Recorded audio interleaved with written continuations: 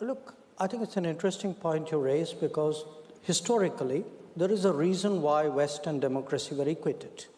But over a period of time, I think the West needs to outgrow that because today, more people live in non-Western democracies than in Western democracies.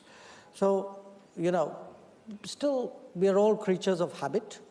So we use shorthand formulations even if they are anachronistic.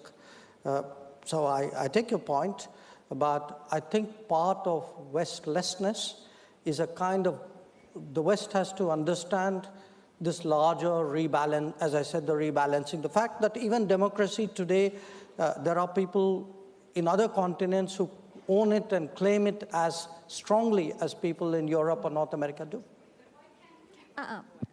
I think No, I'm part of the East, I'm part of the South, I'm part of the West, I'm universal. I'm India. The senator's last comment, I think, hit the nail on the head. South Korea is West if you're going by values. I think there was a comment in the film that was introduced at the beginning when one said, instead of talking about the West, let's talk about the values that we're trying to perform. And I think as long as these values are grounded in the dignity of the human being, and I think there's much common ground. And but it's also important to remember that we also need to talk to those who don't share our values.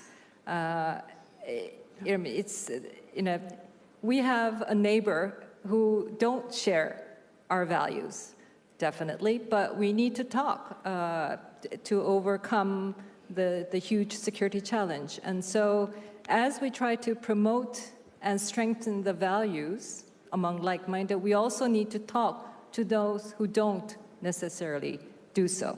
Yeah, this is a really good question, I think. So if Scotland gets out of the UK, it'll be through the democratic process, right? Okay. Crimea was annexed with a Russian tank in front of your door is probably not a good way to vote. I end every discussion at home about war and democracy and why it matters. You got China who's trying to shut down everything close to democracy, and India, you're moving forward, you're having elections, you got your problems like we do at home, but you've chosen the democratic path. When it comes to Kashmir, I don't know how it ends, but let's make sure that two democracies will end it differently. And if you can prove that concept here, then I think it's probably the best way to sell democracy. Don't worry, Senator, one democracy will settle it. And you know which one.